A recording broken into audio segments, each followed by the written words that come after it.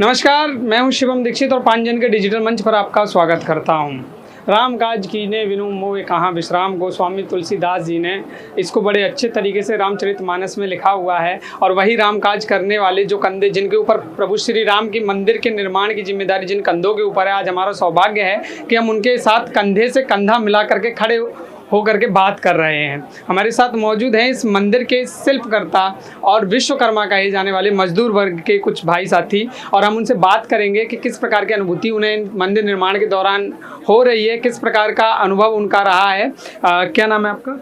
मेरा नाम दिनेश कुमार मिश्रा है। मैं गोंडा का निवासी हूँ और मैं यहाँ राम मंदिर में कार्य करता हूँ।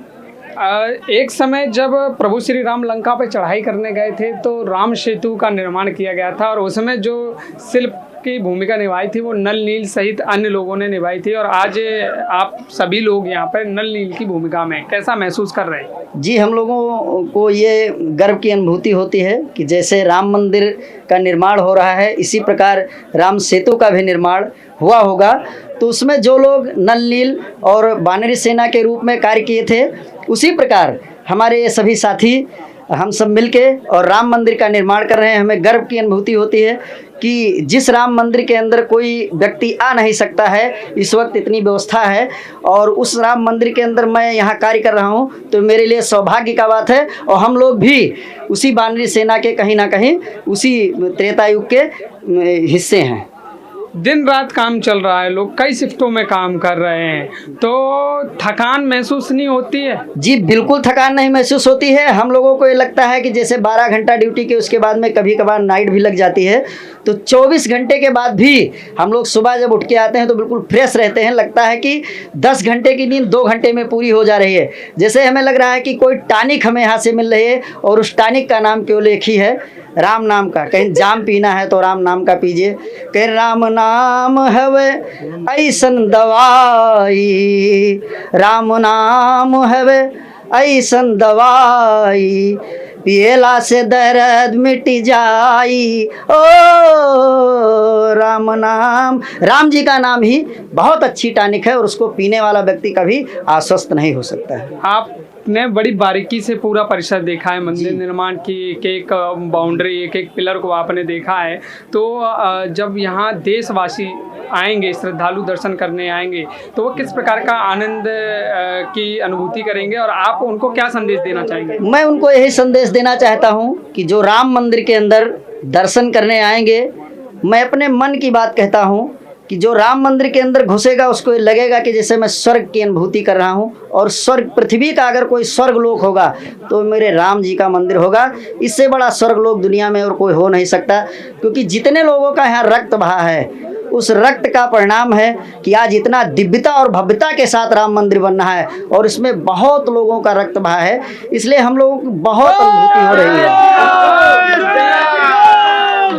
ये राम मंदिर हम लोगों का बहुत बड़ा, समझ लीजिए कि हम लोगों के जीवन का एक बहुत बड़ा लक्ष्य था, और आज पूरा हो रहा है, और उसमें मैं कार्य कर रहा हूँ।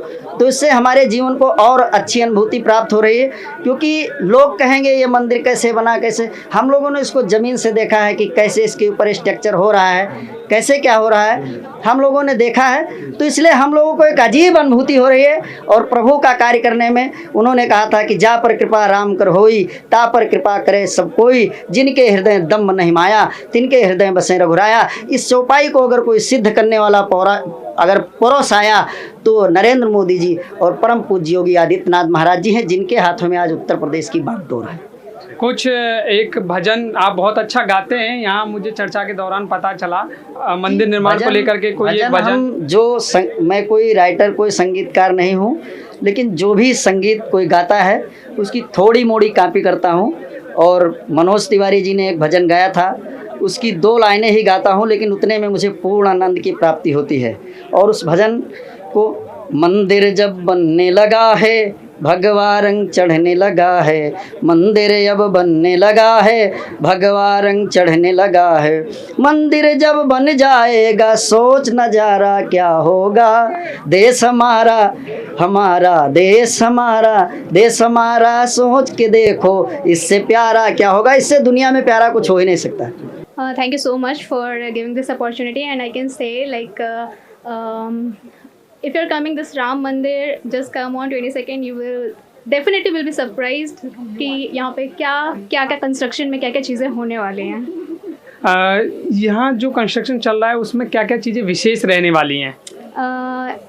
राम मंदिर को बनाने के लिए हमने स्पेशल पत्थर मंगवाए हैं जो कि राजस्थान से आए हुए हैं और उस विलेज का नाम है बंसी पहाड़पुर। तो इस पत्थर का नाम है बंसी पहाड़पुर पिंक स्टोन।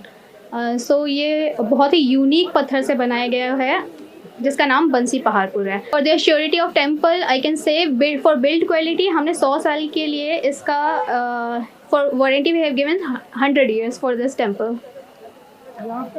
नक्काशी जिस प्रकार से की जा रही है, चूँकि पत्थर वहाँ से यहाँ लाए गए उसके बाद इन पे नक्काशी उकेरी जा रही है, तो वह आगे किस प्रकार का प्रतिरूप लेने वाली, किस तरह से वो दिखने वाली है? जितने भी यहाँ पे आइकोनोग्राफी नक्काशी का काम किया गया है वो सारी चीज़ें यहाँ पे पत्थर को ला के यहाँ पे आइकोनोग्राफी करके देन उसको उसमें इस्टेब्लिश किया गया है सारी आइकोनोग्राफी का पार्ट। तो पत्थर वहाँ से लाया गया और यहीं पे पूरी नक्काशी उकेरी गई। अच्छा, जो इसकी नींव थी उसको लेकर के बहुत बड़ी चुनौती इंजीनियरिंग के सामने आकर के खड़ी हुई, तो उस नींव का स्ट्रक्चर किस प्रकार से पड़ा और किस प्रकार से उसका कार्य पूर्ण हुआ वह बताइए। एक्चुअली जब इसका नींव का काम स्टार्ट किया गया था तो उसमें पानी का प्रॉब्लम बार बार आ रहा था, तो उसके लिए स्पेशल काइंड ऑफ रीइंफोर्समेंट इसमें यूज़ किया गया है। ओके। और कुछ ऐसी विशेषता जो अन्य कहीं नहीं देखने को मिलेगी? हालांकि राम मंदिर जो है अपने आप में ही भव्य है और वह कहीं भी देखने को ऐसा मंदिर पूरे विश्व में नहीं मिलेगा, लेकिन फिर भी कुछ ऐसी खास विशेषता जो टेक्निक के नज़रिए से अनोखी हो। We are not using any structure for this temple. Whole mandir is constructed with the natural stone. पत्थर से ही पूरे काम मंदिर का काम किया गया है, इसमें किसी भी तरह का अलग से सपोर्टिंग स्ट्रक्चर नहीं लगाया गया है। तो फिर बात आती है मंदिर की मजबूती। उसकी वारंटी 100 साल की दी गई है। अच्छा, 100 साल तक मंदिर के और उसके लिए स्पेशल अरेंजमेंट किया गया। अर्थक्वेक वगैरह के लिए भी यहाँ पे पूरा प्रॉपर अरेंजमेंट किया गया है कि अर्थक्वेक से भी मंदिर को कोई अफेक्ट ना पड़े। विश्वकर्मा वर्ग जो निर्माण कार्य में लगे हुए हैं, तो जिस हिसाब से दिन और रात मेहनत किए कर रहे हैं, क्या लगता है कि पूरा कंप्लीट मंदिर, कंप्लीट का मतलब श्री विग्रह तो 22 तारीख को हो जाएंगे, पूरा कंप्लीट मंदिर बनने में कितना समय लग जाएगा? 22 तारीख को हम सिर्फ ग्राउंड फ्लोर हैंडओवर करने वाले हैं। फर्स्ट फ्लोर और सेकेंड फ्लोर का काम अभी चलता रहेगा। लोग दर्शन करने के लिए आते रहेंगे पर साथ में काम भी चलता रहेगा। And I can say till the end of this year we can expect. बहुत बहुत धन्यवाद आपका पूर्णिमा जी 5 जन को समय देने के लिए।